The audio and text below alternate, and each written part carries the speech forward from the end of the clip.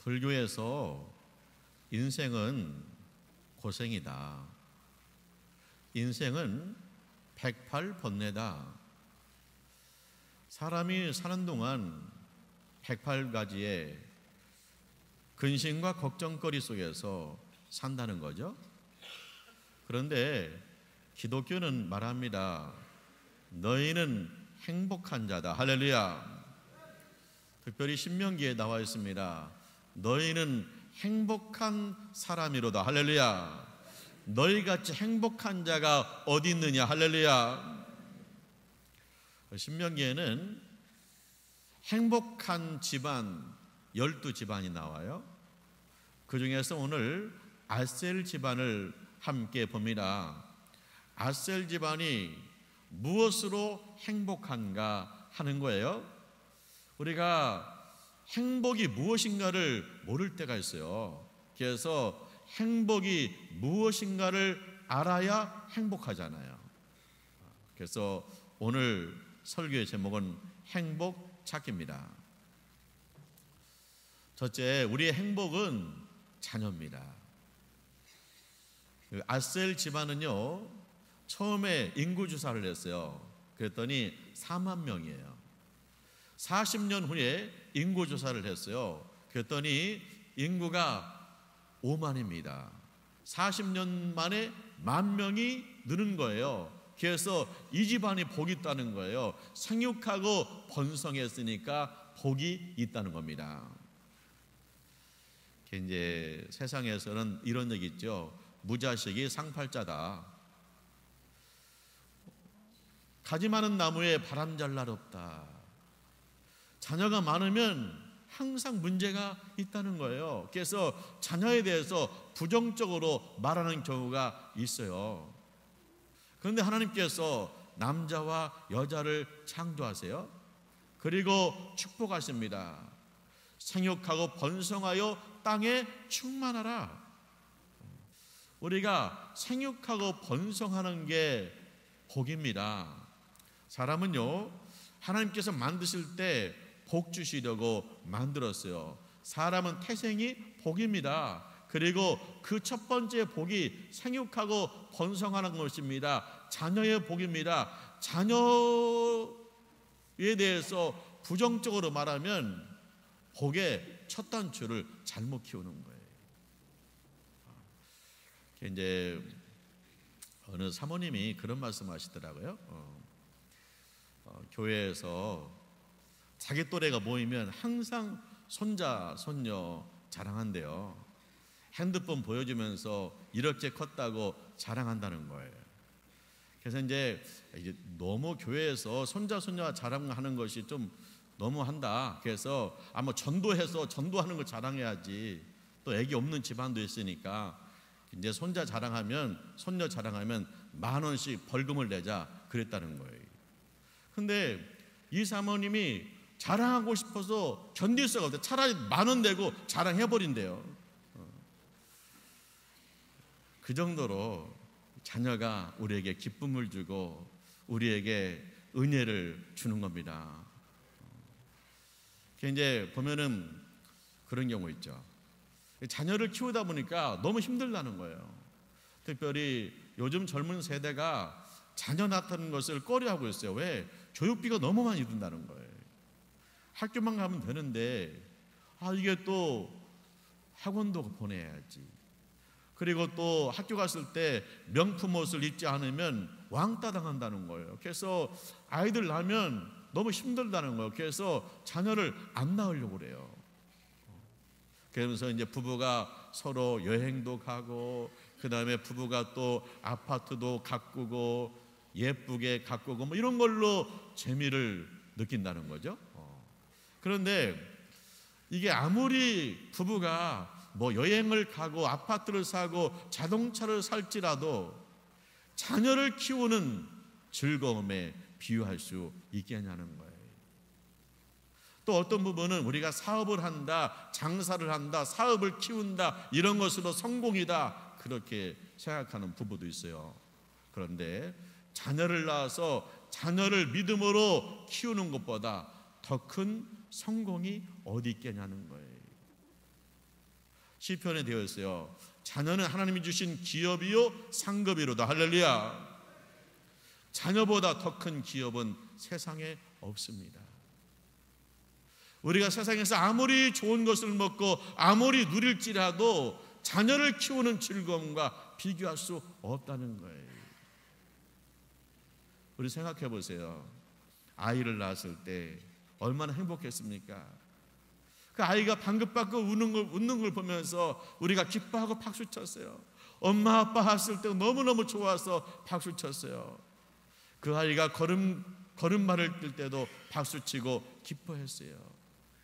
이런 즐거움을 어디서 얻을 수 있겠냐는 거예요. 우리가 그 자녀를 키우다 보면 사춘기가 온다든가, 아니면 자녀가 방황한다든가, 아니면 자녀가 삐뚤어지는 경우가 있습니다. 그래서 그것 때문에 부자식이 상팔자다 그렇게 말하는지도 모르겠어요. 근데요, 자녀가 방황하는 거, 자녀가 부모님께 대드는 거, 이거는 뭐냐? 자녀한테만 문제가 있는 게 아니에요. 사실은 부모님 자기 자신을 돌아봐야 됩니다. 하나님은요, 자녀를 통해서 부모님을 가르칠 때가 있어요. 자, 부모님이 너무 교만합니다. 자녀가 방황하면서 부모가 겸손해져요. 그리고 부모가요, 기도 안 됩니다. 그런데 자녀가 흔들리면 그때는 하나님 앞에 엎드리는 거예요. 그래서 하나님은 자녀를 통해서 부모를 부를 때가 있습니다. 자녀를 통해서 부모를 새롭게 할 때가 있어요. 그 때문에 자녀 때문에 내가 믿음 좋아지고, 자녀 때문에 하나님 앞에 가까이 갔기 때문에 자녀는 우리의 행복인 거예요. 그래서 우리가 자주 하나님을 찬송해야 돼요. 자녀를 주신 하나님을 찬송하고요, 또 자녀들을 축복해야 돼요. 아빠는 우리 딸 때문에 행복하다. 엄마는 우리 아들 때문에 행복하다고 자꾸만 말해줘야 돼요. 그것이 우리가 행복 찾는 길입니다. 자녀 말고 어디서 이런 기쁨을 얻을 수 있겠어요? 우리 함께 따라하죠. 자녀 주신 하나님을 찬송합니다. 아빠는 우리 아들 때문에 행복하다.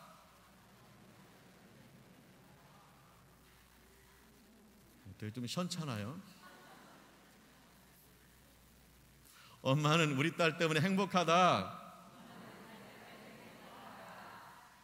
이런 얘기를 안 해봐가지고 이게 안 되는 거예요, 이게 지금. 그러니까 그냥 세상 사람들 무자식이 상팔자다 맞아 그러고 있는 거예요, 지금. 자녀가 행복인데, 다시 하죠. 아빠는 우리 딸 때문에 행복하다. 엄마는 우리 아들 때문에 행복하다. 아침에 학교 갈 때 그렇게 말하라고요. 그 다음에 속을 썩일 때도 말하라고요. 그래도 아빠는 우리 아들 때문에 행복했다. 그리고 앞으로도 행복할 것이다. 그 사도 바울은 결혼 안 했어요. 독신입니다. 혼자 살았어요. 자녀가 없죠?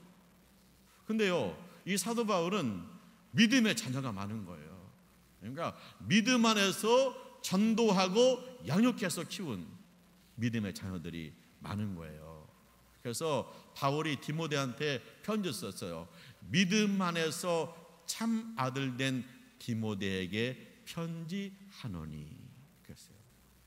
그러면서 얼마나 신앙으로 세세하게 가르치는지 몰라요. 젊은 여자를 만날 때는 일절 깨끗함으로 만나라.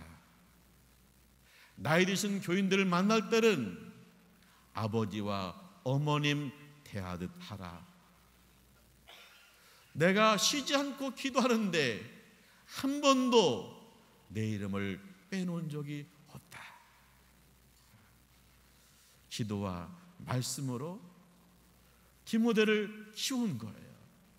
우리가요, 이제 교회 안에서 신앙생활 하는데 전도하고 양육해서 그분들이 믿음으로 성장하면 하나님 보시기에 믿음의 자녀가 많은 거예요. 이제 저는 자녀들이 다 컸습니다. 그렇지 않아요. 아직도 예수 모르는 많은 사람들이 있어요. 그들에게 전도해서 믿음으로 양육하면 생육하고 번성하는 교회가 될 줄 믿습니다. 어디에 행복이 있습니까? 우리 자녀 가운데 행복이 있는 거예요. 두 번째, 우리의 행복은 이웃의 기쁨이 있습니다. 아셀은 형제 자매를 기쁘게 하며 이렇게 됐어요. 자, 꽃이 있습니다. 아름다운 꽃이죠. 이 꽃이 피었을 때 행복할 거 아니에요. 근데 이 꽃이 피면 성도들이 다 보고 행복해요. 그런 것처럼요, 내가 축복받고 내가 은혜 받고 내가 기뻐서 이웃들을 기뻐하게 하고 이웃들에게 축복을 나눠줄 때 그때 내가 행복하다는 거예요. 저는 목회 초기에 전도사 때 교인들이 선물 주면 참 미안하고 그리고 부담스러웠어요. 왜냐하면 하여튼 목사님들은 받기만 좋아한다. 뭘 그렇게 그냥 그런 걸 원하는지 모르겠어. 그런 소리 있잖아요. 그래가지고 나는 그런 소리 듣기 싫어가지고 이게 이제 교인들이 뭐 선물 주면 미안하기도 하고 부담스러웠어요.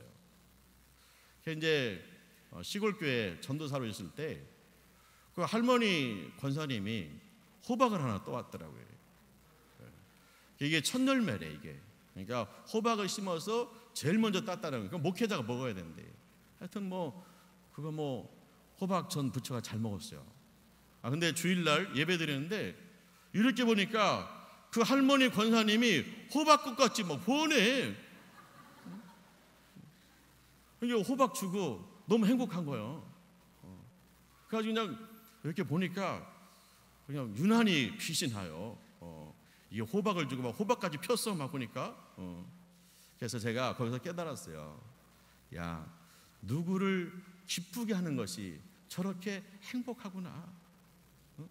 저 권사님이 호박 하나 들고 와서 저렇게 행복하구나. 그래, 이게 그냥 감사함으로 받고 그 다음에 나는 또 성도들한테 말씀으로 선물하는 것, 그것이 주 안에서 형제 자매구나. 할렐루야. 그러니까 누구를 이웃을 기쁘게 하는 것이 그 속에 행복이 있다는 거예요.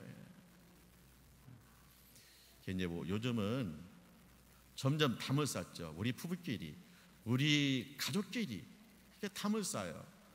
이렇게 담을 쌓으면 뭐냐? 행복이 점점 축소되는 거예요.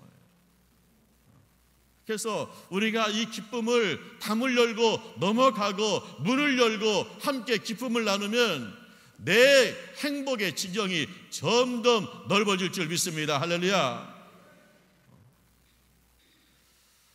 이웃을, 형제 자매를 기쁘게 하는 것에 행복이 있다는 거예요. 하나님이 아브라함을 축복하잖아요. 너 이름이 창대케 될 것이다. 자녀가 복받을 것이다. 네가 복의 근원 된다. 이 복의 근원 된다는 건 뭐예요? 복이 흘러 넘치는 거예요. 샘물이 흘러 넘쳐서 땅을 적시듯이 아브라함이 복을 받아서 이웃들에게 복을 나눠주는 거예요. 할렐루야. 아브라함이 자기 집 문 앞에 이렇게 딱 앉아 있어요. 그런데 손님 셋이 오는 거예요. 그러니까 아브라함이 막 뛰어나가서 그 얼굴이 땅에 닿도록 인사를 해요. 그리고 붙들고 우리 집에 쉬어가라는 거예요. 그래서 그 세 분을 모셔놓고 어떻게 했냐? 아브라함은요, 고운 가루로 떡을 만들어요. 그리고 살진 송아지를 잡아다 요리해서 대접을 하는 거예요. 그러니까 아브라함은 알고 있어요. 이웃을 기쁘게 하는 것에 행복이 있다는 걸 알고 있어요. 그래서 극진하게 대접을 했어요. 그랬더니 손님 셋이 대접받고 그래요. 내년 이맘때 너희가 아들을 얻으리라. 근데 아브라함하고 아내하고 웃었어요. 당신은 장수하는 시대인데 그래도요, 아브라함 나이가 99세고 아내 나이가 89세인데 어떻게 아기를 낳겠어요? 그런데 아내가 임신했고 그리고 아들을 낳았습니다. 할렐루야.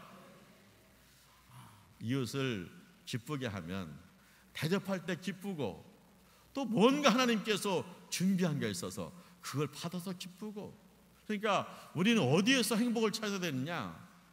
이웃의 기쁨에서 행복을 찾아야 된다는 거예요. 근데요, 요즘은 점점 너도 나도 자꾸만 문을 닫아요. 그러니까 행복이 자꾸만 작아지는 거예요. 우리가 이웃의 기쁨이 나의 기쁨이 되는 거, 그게 중요한 거예요. 근데 이제 이런 경우 있잖아요. 나를 힘들게 하는 사람이 있어요. 미운 사람이 있어요. 어디서 거기서 어떻게 행복을 찾을 수 있겠냐는 거예요. 우리가 사자가 무섭죠. 근데 내 일생 동안 사자 만날 이유가 없어요. 동물원에 가서 보죠. 근데 사람은 맨날 만나는데 그 사람이 무서운 거예요. 직장 가가지고 상사가 무섭고 하여튼 사람이 무서워요. 근데 이렇게 사람 무서운데 어떻게 사람 속에서 행복을 찾냐는 거예요. 예수님 말씀했어요. 원수를 사랑하고 너희를 박해하는 자를 위해서 기도하라. 할렐루야. 누가 나한테 인사를 잘해요. 그래서 나도 인사를 해요. 이런 거는 세상 사람도 하는 거래요. 예수 믿는 사람은 달라야 된대요. 누가 나한테 선물을 줘요. 나도 그래서 감사의 선물 드렸어요. 이건 세상 사람도 하는 거래요. 너희는 달라야 된다는 거예요. 원수도 사랑할 수 있어야 된다는 거예요. 너희를 박해하는 자를 위해서 기도해야 된다는 거예요. 근데 거기에 중요한 게 있어요. 우리가요, 원수를 사랑하다 보면은 세상에서 맛볼 수 없는 행복이 거기에 숨겨져 있다는 거예요. 나를 박해하는 자, 나를 두렵게 하는 사람을 위해서 내가 예수의 이름으로 기도하면 거기서 전혀 생각하지 못하던 행복을 찾을 수 있다는 거예요. 우리가 산에 가가지고 산삼을 캤어요. 얼마나 기뻐요. 그런 것처럼요, 원수를 사랑하고 그 다음에 나를 박해하는 자를 위해서 기도하면 산삼을 캐는 행복을 얻을 수가 있다는 거예요. 그것이 예수 믿는 사람이 세상 사람과 다른 행복 찾기라는 거예요. 우리 한번 해보게요. 그냥 우리가 세상을 살면서 소소하게 느끼는 행복 말고요, 더 우리가 먹는 인삼 말고 산삼을 한번 먹어보게요. 그 산삼은 뭐예요? 나를 힘들게 하는 사람, 보면은 피하고 싶은 사람, 그 사람을 위해서 예수 이름으로 기도하면 인삼 말고 산삼을 먹는 그런 행복이 주어진다는 거예요. 이웃을 기쁘게 함으로 행복을 얻으시기를 주님의 이름으로 축원합니다. 세 번째요, 우리는요, 하나님이 주신 사명으로 행복해지는 거예요. 아셀은 기름에 발이 잠길지어다 그랬어요. 그러니까 이제 올리브 농사를 졌는데 얼마나 기름이 많이 나는지 기름이 발에 잠길 지경이라는 거예요. 그만큼 복이 받았다는 거예요. 그런데 이 말씀은요, 영적인 의미도 있어요. 그건 뭐냐? 구약시대에 제사장, 선지자, 왕을 세울 때는요, 머리에 기름을 부어요. 근데 얼마나 많이 기름을 부었는지 기름이 흘러내려 가지고 발이 잠길 정도가 된다는 거예요. 이건 뭐냐? 사명의 기름 부음이 충만하다는 거예요. 우리가요, 하나님의 기름 부음이 임할 때, 하나님께 사명자로 부름 받을 때, 그때 행복이 있다는 거예요. 대통령이 아들을 장관을 임명해요. 집안에 경사 났죠. 사장님이 이번에 부장 발령을 냈어요. 진급했어요. 기쁘잖아요. 그런데 하나님께서 나를 집사님으로, 성가대로, 교사로, 전도자로, 하나님을 예배하는 자로 기름 부으셨어요. 그러면 그 속에서 행복이 있다는 거예요. 예배자로 부름받아서 하나님을 예배하면서 하나님의 행복을 얻고요, 성가대로 부름받아서 찬양을 하면서 누구도 빼앗을 수 없는 마음의 기쁨과 행복이 있는 거예요. 그래서 우리는요, 언제 행복하냐? 하나님께서 나에게 사명 주었을 때, 하나님께서 내 이름을 불러 주었을 때, 사명의 기름 부음이 임할 때 우리가 행복한 줄 믿습니다. 할렐루야.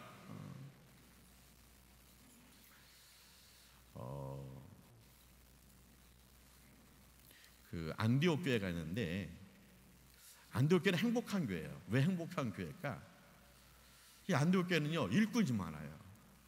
사명의 기름 부음이 해가지고 일꾼이 많은 교회예요. 그 다음에 안디옥 교회는요, 기도하는 교회예요. 기도에 기름 부음이 하니까 기도합시다가 아니라 여기저기서 막 기도를 하는 거예요. 그리고요, 막 금식하면서 성도들이 하나님 앞에 막 가까이 가는 거예요. 게다가 하나님이 세계선교사를 파송을 하래요. 이게 은혜의 기름 부음, 선교의 기름 부음이니까 막 기름이 넘쳐 흘러가지고 세계까지 나가는 거예요. 그게 행복이라는 거예요. 우리 옥국교회가 말레이시아 정글에 옥국 파닥교회 성전 지었어요. 그리고 마르쿠스 목사님 파송했어요. 그런데 그 목사님이 배를 타고 8개 마을에 다니면서 복음을 전하는데, 그 마을 복음 전하고 예수 믿은 숫자가 300명이 넘는다는 거예요. 그래서 이번에 배도 새로 새 걸로 사들였어요. 열심히 배 타고 다니라고. 우리가요, 사명 받았을 때, 우리가 옥구, 군산시, 전도에 사명 받았는데 이제 세계 선교에 사명 받으니까 그것이 얼마나 뿌듯하고 행복하냐는 거예요. 이번에 단기 선교 갔다 왔는데 우리 아들이 갔다 왔어요. 야, 단기 선교 가는데 교회에서 2천만 원 들어. 그러니까 놀래더라고. 그렇게 많이 들어요? 갔다 왔어요. 그러더니 그래요. 아버지, 2천만 원이 아깝지 않아요. 아깝지 않다는 거예요. 사명의 기름 부음이 임할 때 행복한 거예요. 스테반 집사님이 복음을 전하고 순교를 해요. 유대교 사람들이 돌을 들고 죽이려고 그래요. 그런데 그 죽기 전에 스테반 집사 얼굴이 천사의 얼굴 같다라는 거예요. 새파랗게 질려서 벌벌 떨리는 얼굴도 아니고, 날 죽여? 너희들 큰 벌 받을 거야.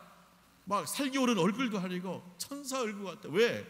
사명의 기름 부음이 임해가지고 이 기름 부음 속에서 사명을 감당하고 주님 앞에 가니까 그렇게 행복한 거예요. 우리가 언제 행복합니까? 사명의 기름 부음할 때 행복한 거예요. 주님의 일을 내가 할 수 있다는 것이 행복한 거예요. 내가 너를 구속하였고 내가 너를 지명하여 불렀나니 너는 내 것이라. 할렐루야. 주님이 사명 주었을 때 그 사명 감당할 때가 행복합니다. 그 속에서 행복을 찾아야 돼. 사랑하는 하나님의 가족 여러분, 하나님은 우리가 행복하기를 원해요. 부모가 아들, 딸 결혼시켜고 원하는 게 뭐예요? 용돈 받는 게 아니에요. 너희들 행복하게 살아라. 그런데 하나님이 우리에게 행복하기를 원하는데 어디서 행복을 찾아야 됩니까? 자녀가 행복해요. 그리고 이웃을 기쁘게 하는 것이 행복이에요. 그리고 나에게 사명 주신 하나님의 뜻을 받들어 사명 감당할 때 한데 행복이 내 안에 임하는 거예요. 지극히 평범하지만 그 속에서 행복을 찾지 못하면 인생은 108번뇌가 되는 거예요. 자녀 가운데서, 이웃 가운데서, 하나님의 사명 가운데서